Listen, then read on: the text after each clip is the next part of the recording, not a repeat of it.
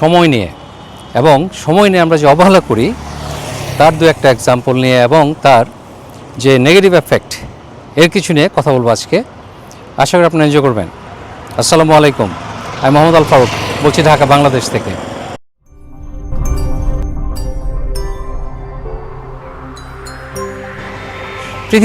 পৃথিবীর সবচাইতে মূল্যবান যদি কিছু থাকে সেটা হলো সময়।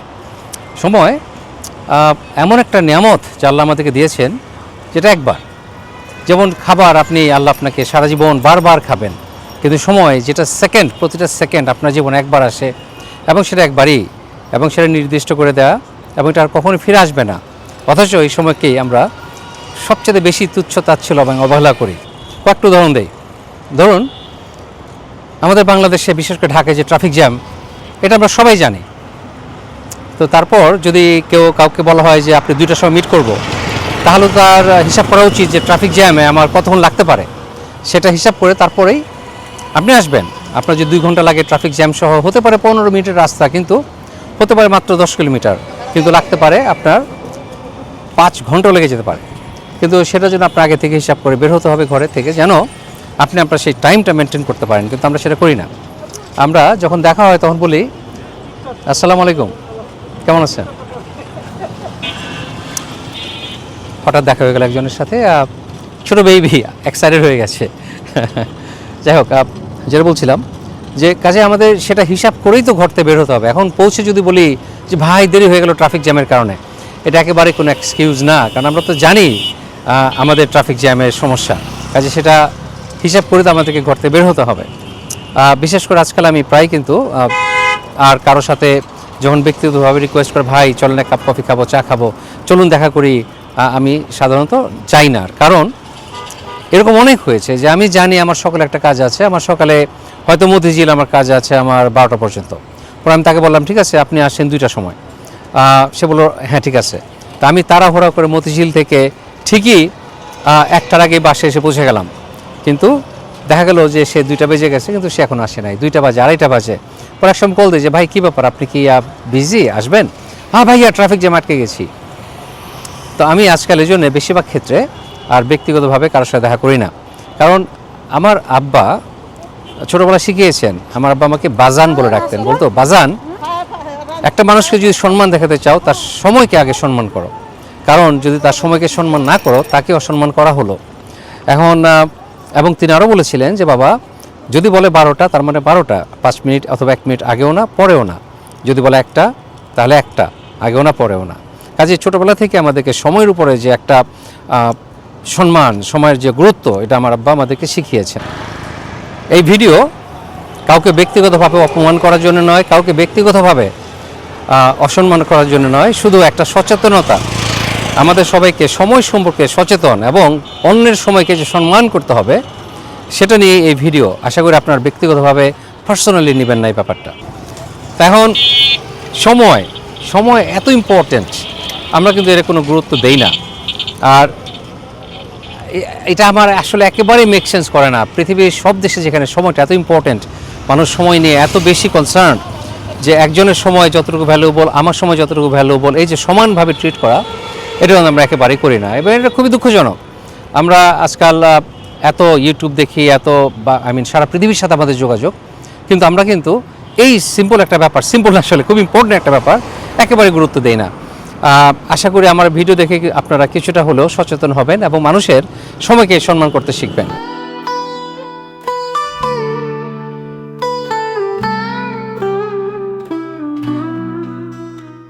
আমাদের বাংলাদেশিদের 5 মিনিট মানে কয়েক ঘন্টা হয়ে যেতে পারে।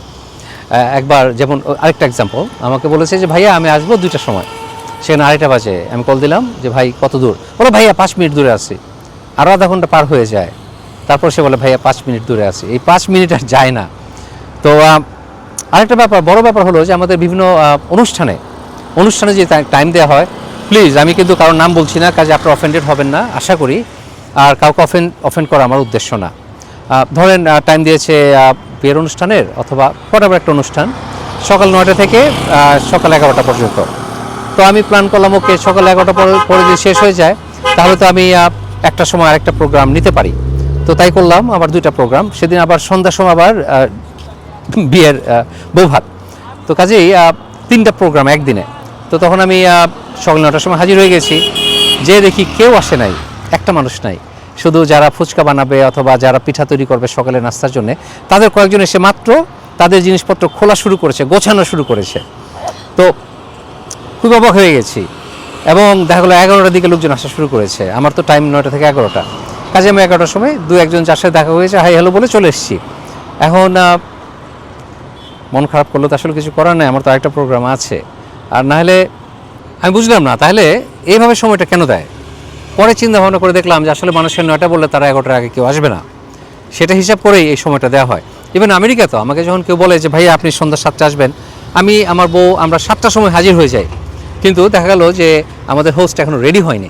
কাজেই আমার যারা চেনা জানা বন্ধু তারা আমাকে ওই 7টার সময় যদি সবাইকে বলে আমাদেরকে বলে 9টার সময় আসবেন, কারণ জানে আমরা ঠিক 9টার সময় হাজির হব।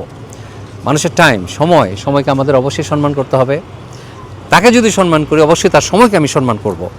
তারপর ধরেন একটা অনুষ্ঠান সকাল 11টা থেকে দুপুর 1টা, তা আমি তো সকাল 11টার সময় মানে কি আমি 10টার সময় রওনা হয়ে যাব। আমি জানি সেখানে যেতে আমার আধা ঘন্টা লাগে, 40 মিনিট লাগে, কিন্তু আমি এমন রওনা হবো যেন আমি ওই টাইমের কিছুক্ষণ আগেই পৌঁছতে পারি, যেন দেরি না হয় কোনোভাবেই। ও মা, পরে দেখি 1টার সময় অনুষ্ঠান শুরু হয় না। কাজে এটা একটু একটু একটু আনস্যাটলিং আমার জন্য। এত বছর বাংলাদেশ থাকার পরও আমি এটা এখনও অভ্যস্ত হইনি, কারণ গত বছর আমি থাকলাম প্রায় 11 মাস বাংলাদেশে, এবার আসলাম 6 মাস। এর আগের বার এসেও আমি বেশ কয়েক মাস থেকেছি, 4 মাস 5 মাস করে থাকি। কিন্তু এই ব্যাপারটা ইউজ টু হতে আমার কষ্ট হচ্ছে। ছোটোবেলা থেকেই তো সময় এত ইম্পর্টেন্ট। যাই হোক, আমার এই ভিডিওতে আজকে আমি ঢাকায় আসার পর যে অনেকগুলো বিয়ে খেলাম, গায়ে হলুদ খেলাম, তার কিছু ক্লিপ আপনাদের সাথে শেয়ার করবো। আশা করি এনজয় করবেন, ভালো লাগবে আপনাদের। তো এখন ওই বিয়ের অনুষ্ঠানগুলো বোনাস সেকশনে দিয়ে দেবো, এনজয় করেন, ভালো থাকবেন সবাই। আশা করি সময় নিয়ে যে আমি কিছু কথা বললাম, মানুষের সময়কে আমরা সম্মান দিতে শিখবো, নিজের সময়কে যেভাবে আমরা সম্মান করি। ভালো থাকবেন সবাই, ইনশাল্লাহ দেখা হবে নেক্সট ভিডিওতে। আল্লাহ হাফেজ।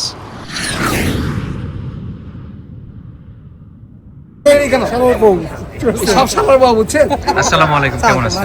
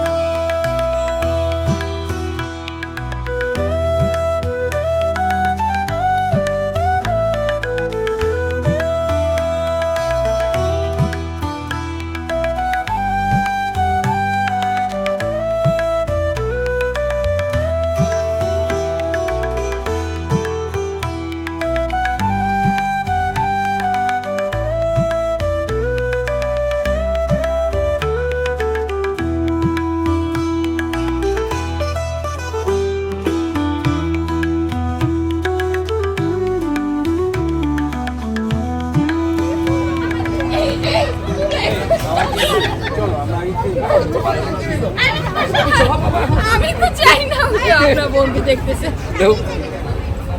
না, এখানে চলে গেছে, এটা না দিলে ভালো লাগবে না। ফাউন্ডেশনই লাগবে। কই কই তাকাও, এটা আমার রাইট। আপনার এটা কোনো চিন্তা নেই, আমার যা ইচ্ছা করতে।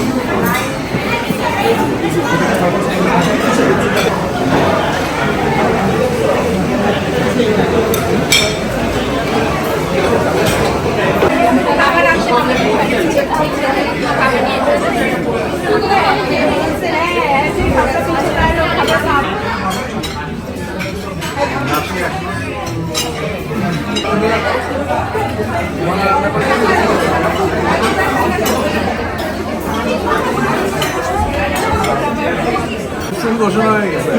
তুমি আমারে বলছো আমি তো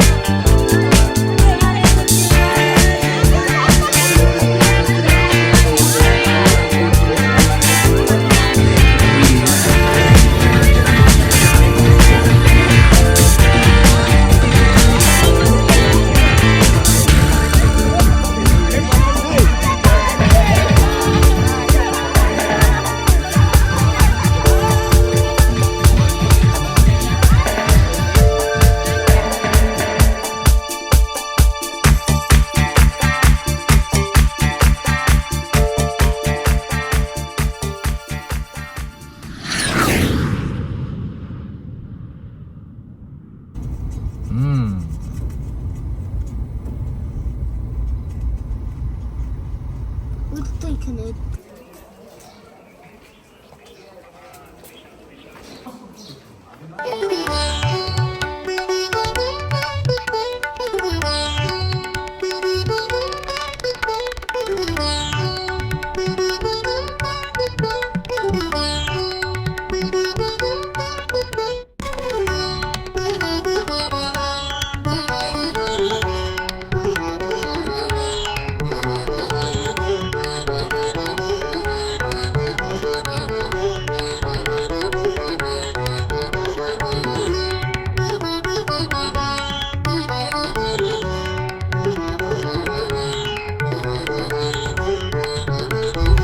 আমরা আসছি নরুন বাজার বিয়ে খেতে।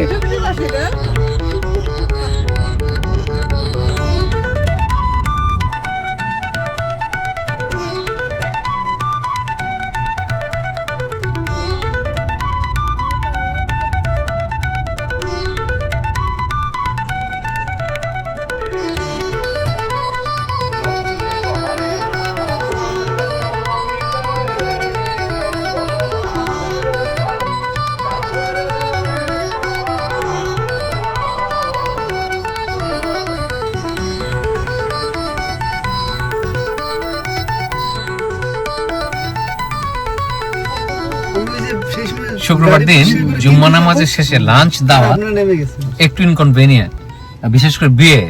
আমরা আসছি ঢাকার বাইরে, ঢাকা থেকে বেশ দূরে, 1 ঘন্টা তো আরো বেশি লাগে।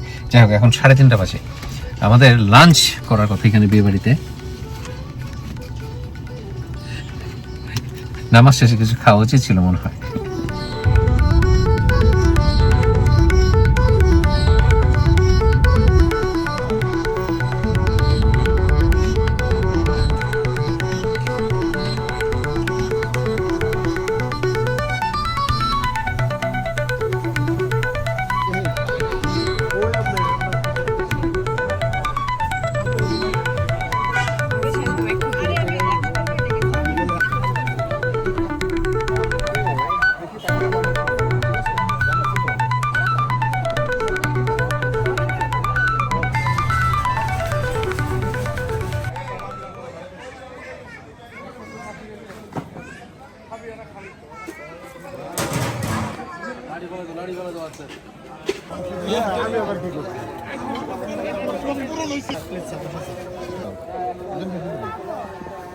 আসলে ব্লগিং এর তো কোনো ইন্টেনশন ছিল না, আমি আসছি ইব্রাহিম ভাইয়ের ফুপা।